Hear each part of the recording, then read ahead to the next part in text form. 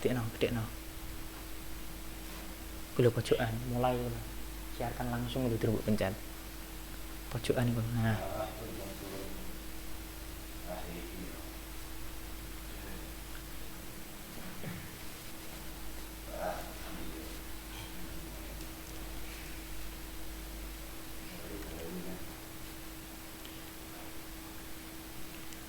Assalamualaikum warahmatullahi wabarakatuh.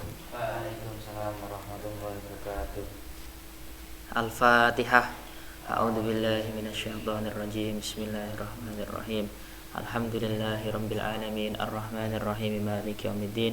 Iyyaka na'budu wa iyyaka nasta'in. Ihdinas siratal mustaqim. Shiratal ladzina an'amta 'alaihim. Bismillahirrahmanirrahim. Alhamdulillah wassalatu wassalamu ala Rasulillah wa ala alihi washabihi wa mawalah. La haula wala quwata illa billah. Amma ba'd. Fa inna ahsanal hadis kitabullah wa khairal hadyi hadyu Muhammadin sallallahu alaihi wasallam wa khairal umur awsatuha wa syarrul umur muhdatsatuha wa kullu muhdatsatin bid'ah wa kullu bid'atin dhalalah wa kullu dhalalatin finnar. Alhamdulillah, pada malam hari ini kita dapat berjumpa kembali, yang mana pekan lalu telah kita bahas mengenai hadis yang pertama dari kitab Arba'in Nawawi. Pada malam hari ini kita akan lanjutkan pembahasan kita yang telah sampai di hadis yang kedua. Mari kita semak baik-baik. Bismillahirrahmanirrahim. Al-hadisus tsani, utawi hadis kang kaping pindho. An Umar radhiyallahu an, iku saking sahabat Umar radhiyallahu an. Aidon hale maneh, kala ngendika sapa sahabat Umar, bainama nahnu ing dalem swijine wektu utawi kita iku julusun pira-pira wong kang lungguh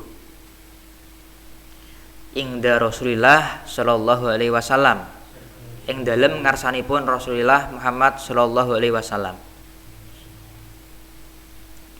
Dzata yaumin, ing dalem suwijine dina. Ittala'a, dadak muncul. Alaina ing atase kita sapa rajulun wong lanang. Syadidu bayadis yabi, kang banget putih pakaiane. Syadidu sawadis sa'ri, kang tur banget ireng rambute. Layura kang ora ditingali alaihi ngatasi rajul apa asarus safari, labete lelungan. Wala ya'rifu lan ora ngaweruhi hu ing rajul minna saking kita sapa ahadin wong suwiji. Hatta jalasa, singgo lungguh sapa rajul ilan nabiyyi sallallahu alaihi wasallam, maring Nabi Muhammad sallallahu alaihi wasallam. Al hadisus tsani, hadis yang kedua diriwayatkan dari sahabat Umar. Kemarin hadis yang pertama juga diriwayatkan dari Sayyidina Umar, yang kedua juga dari Sayyidina Umar. Beliau berkata, suatu waktu ketika kita dalam suatu majelis dengan Rasulullah, saat itu tiba-tiba datang seorang laki-laki yang menggunakan pakaian yang sangat putih dan memiliki rambut yang sangat hitam, dan tidak nampak pada orang tersebut ciri-ciri orang yang telah melakukan perjalanan jauh, dan orang-orang yang ada di majelis itu juga tidak mengetahui siapa orang tersebut, sama sekali tidak ada yang mengetahui. Di sini ada keterangan la yura alaihi asarus safari, tidak terlihat pada laki tersebut ciri-ciri telah melakukan perjalanan jauh. Kenapa kok ada keterangan tersebut? Karena pada umumnya pada saat itu orang itu datang dan orang-orang yang ada di majelis tersebut tidak mengetahui siapa orang itu. Berarti kan dapat diartikan orang itu orang asing. Nah, tetapi tidak ada ciri-ciri atau gambaran yang menggambarkan bahwa orang itu telah melakukan perjalanan jauh. Padahal tentu mboten enten sing kenal. Lah niku apa namine? Wonten kalimat la yur alaihi asaru safari karena maksud tersebut.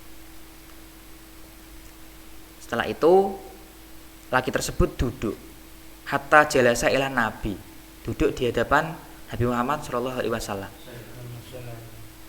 Nah, di sini ada pelajaran yang dapat kita ambil, yaitu ketika kita datang dalam suatu majelis ilmu atau ketika kita datang untuk mengaji, seyogianya untuk menggunakan pakaian yang baik, pakaian yang rapi, yang bagus, dengan niat untuk menghormati ilmu yang akan kita peroleh dalam majelis tersebut.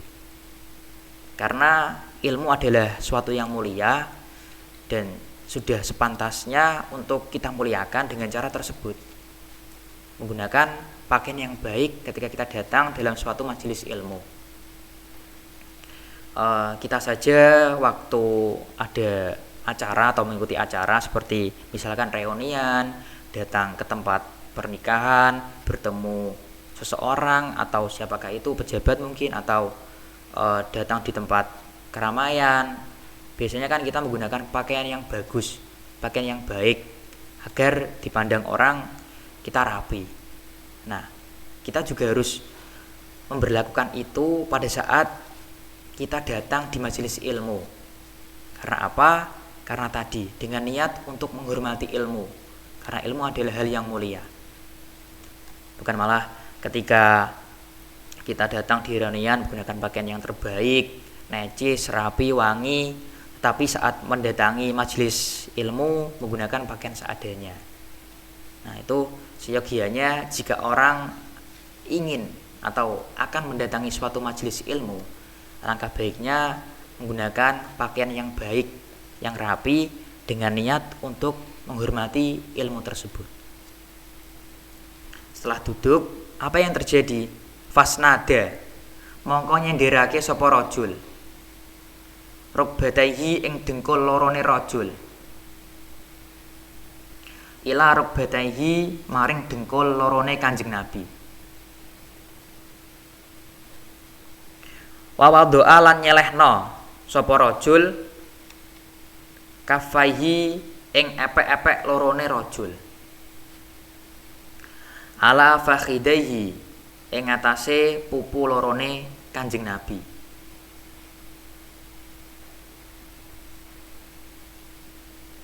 Setelah duduk di hadapan Nabi Muhammad, sosok laki-laki misterius tersebut lalu menyendirkan atau meletakkan lututnya kepada lutut Rasulullah, disendirake. Nah, setelah itu meletakkan kedua tangannya di atas paha Rasulullah. Lalu pakola lan ngucap sapa rajul, ya Muhammad, hu Muhammad, akhbir nyeritakno sapa sira ni ing ingsun anil islami saking hakikate Islam. Anil islami saking hakikate Islam. Faqala mongko ngendika sapa Rasulullah sallallahu alaihi wasallam, al islamu utawi Islam antasyhada iku yen to nyekseni sapa sira an ing sak temene kelakuan la ilaha iku ora ana pangeran kang hak disembah iku maujud illallahu kejaba Gusti Allah, wa anna Muhammadan lan sak temene Nabi Muhammad iku Rasulullah utusane Gusti Allah. Watu kima lan yen to jumenengi sapa rajul. Watu kima lan yen to jumenengono sapa sira. As-sholata ing salat. Watu tiya lan yen to mbayar sapa sira az-zakata ing zakat. Watasuma lan poso sapa sira Ramadhana ing wulan Ramadan. Watahujja lan haji sapa sira al-baita ing Baitullah. Ini statokta lamun mampu sapa sira ilahi maring al-bait apane sabilan dalane. Setelah duduk meletakkan kedua tangannya, lalu lelaki tersebut berucap, "Ya Muhammad, ceritakanlah kepadaku apa itu Islam." Di sini menggunakan kalimat ya Muhammad. Biasanya ketika kita berbicara dengan orang yang mulia, bahkan ini Rasulullah, pasti menggunakan kalimat yang lebih sopan. Misalkan seperti ya Rasulullah, ya Nabi Allah, ya Sayyidina, dan sebagainya. Tetapi orang ini menggunakan ya Muhammad, hanya menggunakan nama Rasulullah. Di sini ada yang menerangkan bahwa kenapa orang tersebut menggunakan kalimat tersebut, karena orang tersebut ingin memperlihatkan, ingin menyamarkan bahwa dirinya agar orang-orang yang ada di sana menganggap bahwa laki-laki tersebut adalah orang A'rabi. Ada keterangan seperti itu. Orang A'rabi itu adalah orang Arab kampung, orang Arab desa yang memiliki tingkah laku kurang sopan. Berarti ngonten wong desa banget ten Arab disebut kaum A'rabi. Maksudnya niku. Keterangan yang pertama menerangkan sebagai penyamaran agar orang-orang di sana menganggap lelaki tersebut orang A'rabi. Yang kedua ada keterangan bahwa orang itu menggunakan kalimat ya Muhammad karena orang itu datang bukan untuk belajar kepada Rasulullah, tetapi untuk mengajarkan kepada para hadirin yang hadir di majelis tersebut. Jadi menggunakan ya Muhammad semakin membingungkan para sahabat. Berarti ngeten, kita memanggil orang yang mulia, gampangnya ketika kita manggil bapak kita saja, orang tua kita pasti kita manggil dengan sebutan pak, papa, papi, abi atau sebagainya. Bener buatan? Nah, tapi niki kok sekelas Kanjeng Nabi, wong sing mulya, terus pimpinan umat Islam hanya dipanggil dengan sebutan ya Muhammad. Nah ini yang membuat orang-orang terkejut dan juga bingung tentunya. Orang itu meminta kepada Rasulullah untuk diterangkan apa itu Islam.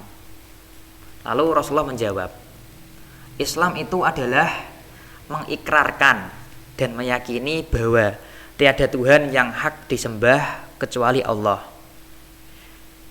dan bersaksi bahwa Nabi Muhammad itu benar-benar utusan Allah. Nah, Allah, Islam yang pertama yaitu bersaksi bahwa tiada Tuhan selain Allah. Allah adalah Maha Esa, yang Maha Indah. Kenapa kok disebut Maha Indah? Karena nanti di surga kenikmatan yang paling besar adalah melihat Allah. Surga niku sak mulya-mulyane tempat, sak mulya-mulyane nikmat niku wonten ten surga.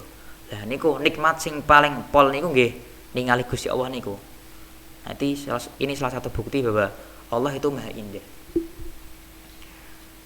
Ada satu cerita, dulu pernah ada seorang raja yang mengaku sebagai Tuhan.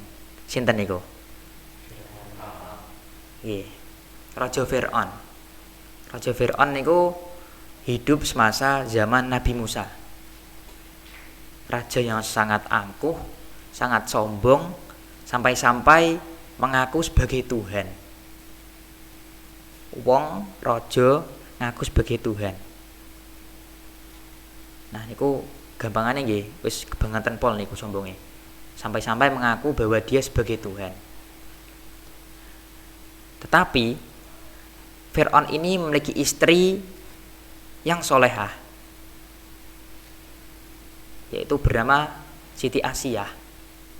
Fir'aun yang angkuh, yang sombong, yang sampai-sampai mengaku dirinya sebagai Tuhan, tetapi memiliki istri yang solehah dan juga pintar tentunya. Suatu saat Fir'aun mengajak istrinya untuk bermain, ibaratkan bermain catur misalkan. Nah, si Asiyah ini mau bermain, tetapi harus ada syaratnya, yaitu yang kalah akan dihukum. Hukumannya yaitu keluar istana dengan keadaan telanjang. Nah, niki kenapa kok Siti Asiyah mau atau mensyaratkan hal seperti itu? Karena dia ingin menjatuhkan atau ingin membenarkan bahwa sejatinya Fir'aun ini bukan Tuhan. Ingin membantah ucapan Fir'aun. Tuhan gundulmu iki gampangane ngono iku. Gampangane ngoten. Ingin membantah perkataan Fir'aun dan ingin menyebarkan kebaikan kepada orang-orang masyarakat yang ada di sana yang menganggap Fir'aun itu Tuhan, dan Siti Aisyah ingin membenarkan siapa Tuhan tersebut, siapa Tuhan itu, bahwa Fir'aun itu bukan Tuhan.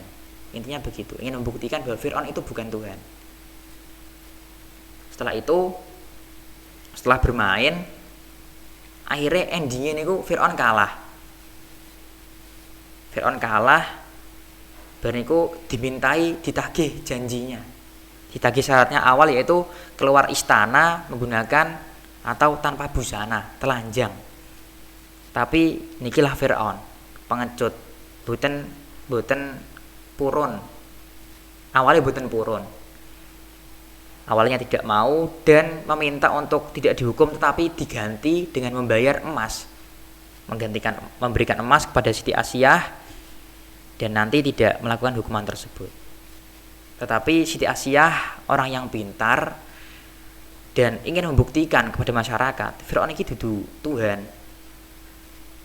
Dia menolaknya dan meminta Fir'aun untuk tetap melakukan hukuman tersebut dan berkata, "Kalau kamu Tuhan, tepatilah janjimu. Mana ada Tuhan berbohong." Gitu kurang lebih ucapan Siti Asiyah. Lalu Fir'aun benar-benar keluar dengan keadaan telanjang, yang dimana di depan istana tersebut ada banyak para muda-mudi, para wanita banyak di depan istana. Ketika Fir'aun keluar membuka pintu, kaget niku cawe wedok senten mriku. Mereka semua lari karena bentuk dari Fir'aun niku sangat menjijikan. Semua pada lari dan berkata, "Amanna bi Rabbi Musa." Aku iman karo Tuhane Nabi Musa. Niki hikmah dari cerita di atas bahwa menunjukkan tiada Tuhan selain Allah. Allah itu maha indah. Terus ada juga pelajaran di sini mengenai kecerdikan Siti Asiyah, yaitu pandai berpolitik untuk menyebar sebuah kebaikan. Tadi membuktikan bahwa Fir'aun ki ora raja, ora Tuhan. Fir'aun ki ora Tuhan. Dengan cara tadi memberikan syarat agar mau bermain suatu permainan, memberikan syarat, yang kalah dihukum keluar dengan keadaan telanjang, seperti yang telah kami ceritakan tadi di atas. Yang kedua dari Islam yaitu watuki mas sholat, mendirikan sholat.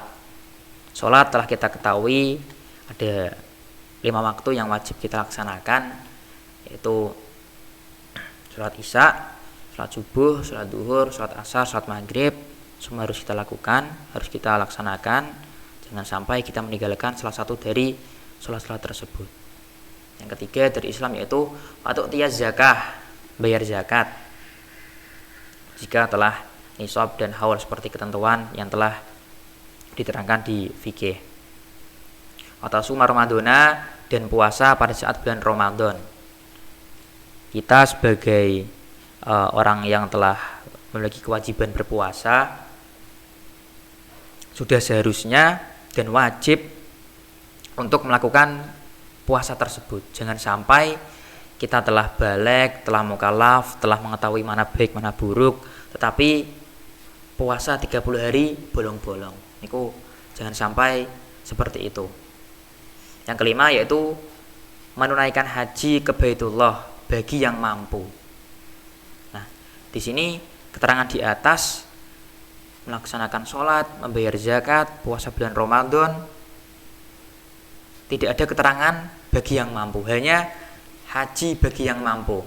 Kenapa? Karena mampu itu adalah syarat wajib dari haji. Dalam artian ada bekal, ada kendaraan, dan terjaminnya perjalanan yang aman. Mampu di sini diartikan ada keterangan bahwa orang mampu niku wonten kalih. Sing setunggal niku istita'ah bin nafsi dan ada istita'ah bil ghairi. Yang pertama bin nafsi yaitu mampu dengan diri sendiri. Maksudnya ada bekal, ada kendaraan, jalannya aman, dan tubuhnya kuat untuk datang sendiri ke Mekah Al-Mukarramah, ke Baitullah. Maka orang tersebut harus berangkat sendiri. Yang kedua istita'ah bil ghair yaitu mampu dengan perantara. Maksudnya bagaimana? Yaitu orang itu ada bekal, ada kendaraan, jalannya aman, tetapi tubuhnya tidak kuat untuk melakukan haji sampai ke Baitullah. Tubuhnya tidak kuat. Nah, maka orang itu boleh dibadalkan atau diwakilkan hajinya oleh orang lain. Haji badal namanya. Ini yang dimaksud dengan haji bagi yang mampu. Kelima hal tadi yang sering kita sebut dengan rukun Islam, yaitu syahadat, sholat, zakat, puasa, dan haji bagi yang mampu. Setelah itu, setelah diterangkan apa itu Islam, apa yang terjadi? Qala ngendika sapa rajul, sodakta, bener sapa sira. Fa'ajibna, mongko gawok sapa kita. Hu lahu maring rajul. Yas'alu hale takon sapa rajul. Hu ing Kanjeng Nabi wa yusaddiqu lan benerna sapa rajul hu ing Kanjeng Nabi. Bar niku setelah itu orang itu berbicara, kamu benar. Nah, sahabat sing wonten ten majelis niku doeran, gumun. Loh, orang ini bertanya tetapi membenarkan dengan sendirinya. Tangklet terus bener-bener ke piyambak. Maksudnya ngoten. Nah, sing ten majelis niku do gumun. Lho wong iki takon tapi malah bener dhewe. Maksudnya bejel. Nah, begitu. Jadi orang ini bukan orang sembarangan.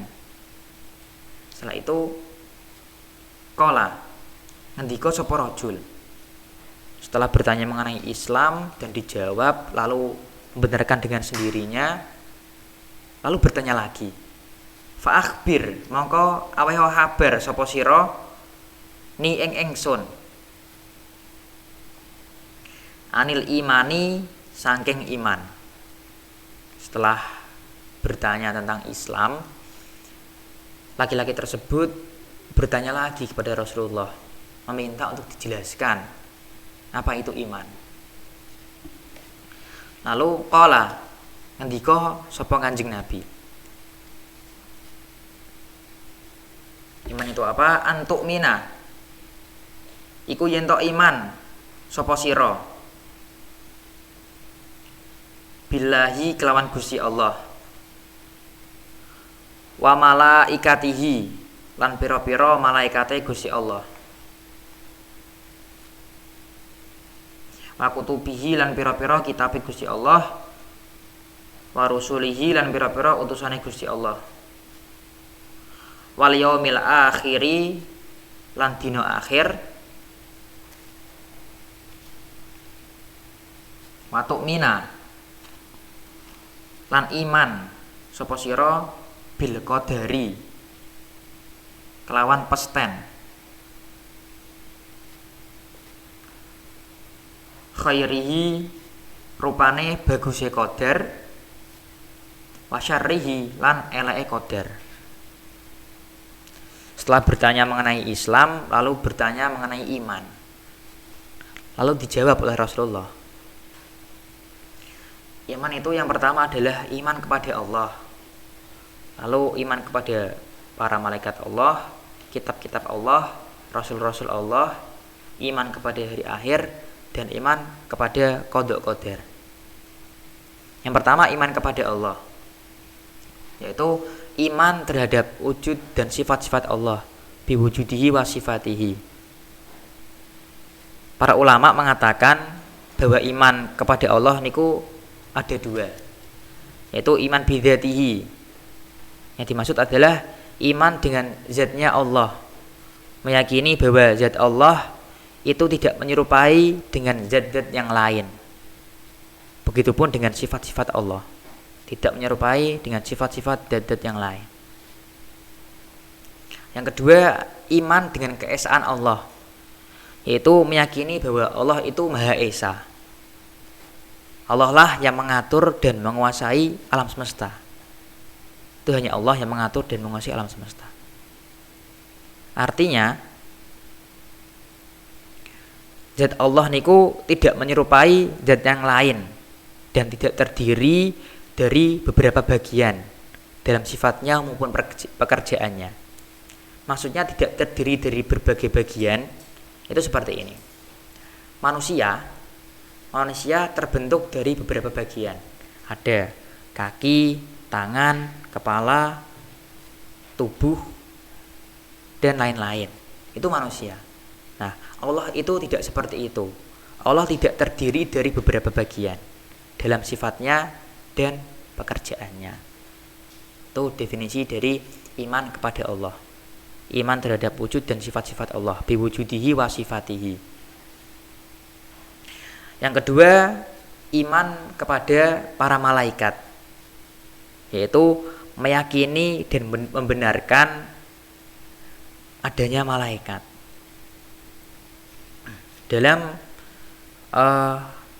kitab Jala'ul Afham diterangkan niku malaikat niku nek wonten tiyang, jika ada seseorang yang meyakini bahwa malaikat niku lelaki, niku hukumnya dianggap fasik.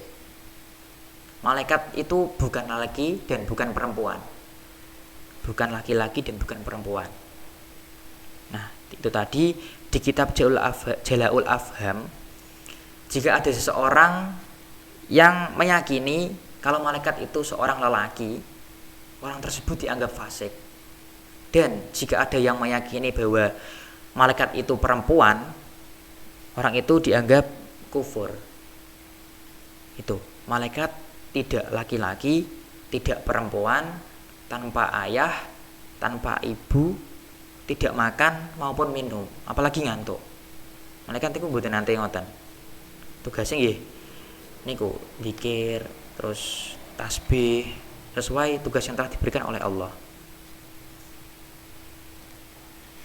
Itu definisi iman kepada malaikat. Yang ketiga yaitu iman kepada kitab-kitab Allah, dengan artian membenarkan bahwa kitab-kitab yang diturunkan itu benar-benar kalam Allah yang mengandung kebenaran. Dalam suatu keterangan, kitab yang diturunkan itu jumlahnya ada 104. Tetapi yang wajib kita ketahui hanya 4. Dalam Nandom diterangkan yaitu arba'atun min kutubin tafsiluha. Tauratu Musa bil huda tanziluha. Zaburu Dawuda wa Injilun ala Isa wa Furqanun ala khairil mala. Ada 4. Yang pertama, kitab Taurat diturunkan kepada Nabi Musa. Yang kedua, ada kitab Zabur yang diturunkan kepada Nabi Dawud. Yang ketiga, ada kitab Injil yang diturunkan kepada Nabi Isa. Dan terakhir yaitu Al-Furqan atau Al-Quran yang diturunkan, diwahyukan kepada Nabi Muhammad SAW. Itu jumlah kitab yang diturunkan ada 104, tetapi yang wajib kita ketahui ada 4, yaitu tadi kitab Taurat, kitab Zabur, kitab Injil, dan Al-Quran. Yang selanjutnya, iman kepada para rasul, para utusan Allah, yaitu dalam artian membenarkan apa yang diajarkan para rasul dan membenarkan bahwa ajaran itu benar-benar dari Allah. Rasul niku memiliki sifat maksum, yaitu terjaga dari dosa, baik sebelum maupun setelah menjadi rasul. Meskipun dari kecil Rasul niku tidak pernah melakukan perbuatan yang bentuknya mengandung dosa. Maksud dari perbuatan yang bentuknya mengandung dosa seperti anak kecil yang mencuri buah-buahan misalkan. Anak kecil yang mencuri misalkan. Di sini anak kecil tersebut tidak dihukumi dosa karena belum mukallaf, tetapi perbuatan yang dilakukan itu adalah perbuatan yang bentuknya mengandung dosa. Nah, di sini Rasul Nabi ini tuh tidak pernah melakukan seperti itu, karena Nabi niku Rasul niku maksum, terjaga dari dosa baik sebelum maupun setelah menjadi Rasul. Meskipun dari kecil tidak pernah melakukan perbuatan yang bentuknya mengandung dosa, seperti itu. Selanjutnya ada iman terhadap hari akhir, itu meyakini bahwa nanti pasti ada hari akhir, hari kiamat, ada hari di mana semua alam semesta hancur, tidak ada satupun yang tersisa, dan meyakini semua proses kehidupan yang ada di akhirat, meyakini bahwa akhirat itu ada, adanya mahsyar, adanya hisab, mizan, syaratul mustaqim, surga dan neraka, dan semua yang ada di akhirat itu kita harus meyakini akan hal tersebut. Definisi iman terhadap hari akhir. Yang terakhir ada iman terhadap qada dan qadar. Itu sebelum terciptanya makhluk, Allah niku sudah memastikan baik buruknya sesuatu. Dan semua kejadian yang ada di alam ini tidak lepas dari rencana Allah. Semuanya telah direncanakan oleh Allah. Kita harus mempercayai, mengimani rukun iman yang telah disebutkan tadi, yaitu yang pertama iman kepada Allah, para malaikat, kitab-kitab, para rasul, hari kiamat, dan adanya qada qadar. Itu kita harus mempercayainya. Setelah itu, pemuda itu berbicara. Qala, ngucap sapa rajul, sodakta, bener sapa sira. Nah, seperti kejadian yang awal, orang ini bertanya, tetapi setelah dijawab niku bener ke piyambak, membenarkan sendiri, tanya-tanya sendiri, membenar-benarkan sendiri. Niki semakin membuat para sahabat heran. Wong kita kok bener-bener dewi takon tambah DI berarti ngoten. Nah, Tujuannya apa? Tujuannya di awal tadi orang ini datang tujuannya untuk mengajar para hadirin yang ada di majelis tersebut. Dengan cara tadi bertanya mengenai Islam, lalu dijelaskan oleh Rasulullah, lalu orang itu membenarkan, lalu bertanya lagi mengenai iman, dan setelah itu laki-laki tersebut membenarkan lagi. Itu tujuannya untuk mengajar para hadirin yang hadir di majelis tersebut. Itu dari keterangan hadis pada malam hari ini. Selanjutnya masih ada kelanjutannya dari cerita ini. Setelah ini laki-laki ini juga bertanya lagi, lalu dijawab lagi oleh Rasul. Akan kita bahas di kajian pekan depan, insyaallah. Pada malam hari ini semoga dapat kita ambil pelajaran dan bermanfaat untuk kita semuanya. Kurang lebihnya mohon maaf. Mari kita akhiri pengajian pada malam hari ini dengan bacaan tasbih dan hamdalah. Subhana rabbika rabbil izzati amma yasifun wa salamun alal mursalin alhamdulillahirabbil alamin. Kurang lebihnya mohon maaf. Wassalamualaikum warahmatullahi wabarakatuh. Waalaikumsalam warahmatullahi wabarakatuh.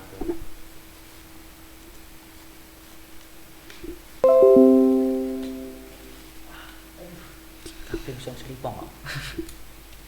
Jari pro. Aku sing pertama wis ana keloro malah nganu mah gugup ae. Cici biru aja. Jari ki wis iso be santai-santai. Iki sing nyekel aku bengi. Nek komputer lho iso deh. Aku sing keloro. Ya ora yang mana be. Iku salin tok, salin dek dhewe sak ngono. Ngono nang matahe lho. Ngono coba sik bisa setel, Cok. Aku sing keloro kecepetan no, awalane yo. Wis nganu no. Kriten aku wis mobil iki. Ngene iki akan lah. Gini iki. Gedekno tak gedekno. Temenan. Entar. Ya pasti ngene iki kok. Heeh. Bosan sapa? Masih dene aja ngantuk lho. Pengen manggen. Pengen manggen. Pak Yai balik.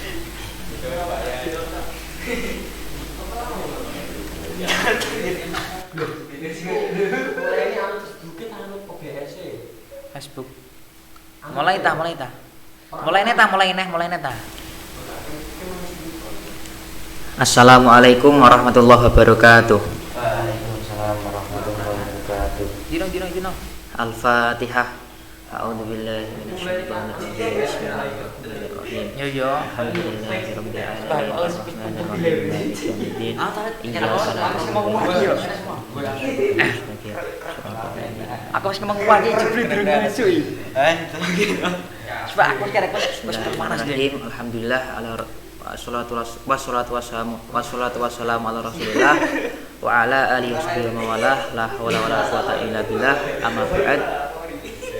Fa inna ahsanal hadis kitabullah wa khairal hadi Muhammadin sallallahu alaihi wasallam wa khairal umur awsatuha wa syarrul umur muhdatsatuha wa kullu muhdatsatin bid'ah wa kullu bid'atin dhalalah. Sing nonton sapa be tayangane buka be. Alhamdulillah pada malam hari ini kita dapat berjumpa kembali, yang mana pekan lalu telah kita bahas mengenai hadis yang pertama dari kitab Arba'in Nawawi. Pada malam hari ini kita akan lanjutkan pembahasan kita yang telah sampai di hadis yang kedua. Mari kita simak. Sing awal. Bismillahirrahmanirrahim. Sing anu lho sing dhisik sing ngelek wong pira. Al-hadis susani. Utawi hadis kang kaping pindho. Ya dibuka ra santrine. An Umar wis pro. Di Isora. Nah iku wong pira iku? Tayangane pira? 100 interaksi. 90 buka. Buka lagi. Sing nang apa? Yusuf Dehek. Siapa iku? Coba. Aku ada di Facebook kok. Arun terus. Mana aku enggak? Di Sing ngelap apa? Ono deh ono. Waalaikumsalam warahmatullahi wabarakatuh. Alhamdulillah ala ni'amillah. Apa? Wassalatu wassalamu ala Tapi Rasulillah. tayangannya iso tidak terak sih. Wassabi wa mawalah la haula wala quwata illa billah. Amma ba'd. Mas Ucup. Puji syukur kita panjatkan kehadirat Allah Subhanahu wa taala yang telah melimpahkan rahmat, taufik, hidayah serta inayahnya kepada kita semua. Sehingga pada malam hari ini kita masih diberikan nikmat baik itu berupa kesehatan. Bener mau. Serius aku. Sehingga Lu komennya buka. berkumpul menikmati Itu kawasan kita baru ini. ngerti ya. Yang tidak ada lain, tidak ada maksud selain untuk mensiarkan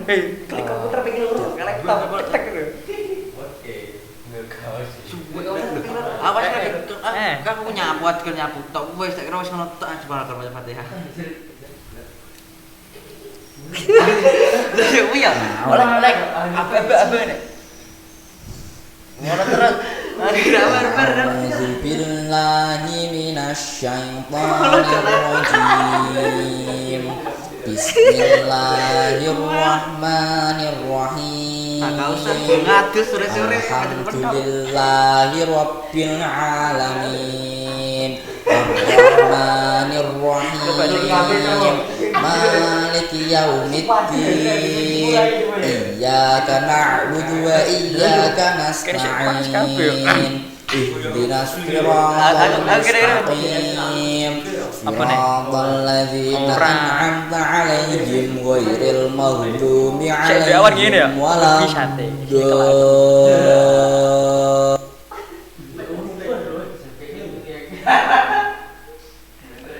Sing awal buka ya. Sing mulu sing anyar. Buka ta?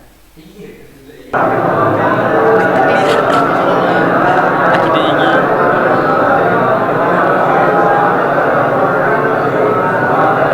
Sing anyar Ji. Di refresh. Iku lho pojokan ulang lho.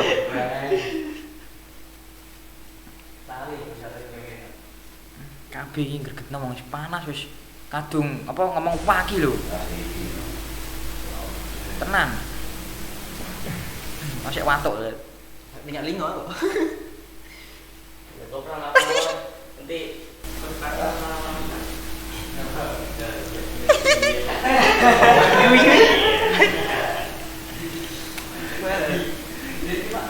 Assalamualaikum warahmatullahi wabarakatuh. Dino. Saat aku tangger. Al-Fatihah. A'udzubillahi minasyaitonir rajim. Bismillahirrahmanirrahim. Alhamdulillahirabbil alamin. Beli tangan. Iyyaka na'budu wa iyyaka nasta'in. Keluar istana menggunakan atau tanpa busana, telanjang. Tapi nikilah Firaun, pengecut. Boten purun. Awalnya boten purun. Awalnya tidak mau dan meminta untuk tidak dihukum tetapi diganti dengan membayar emas.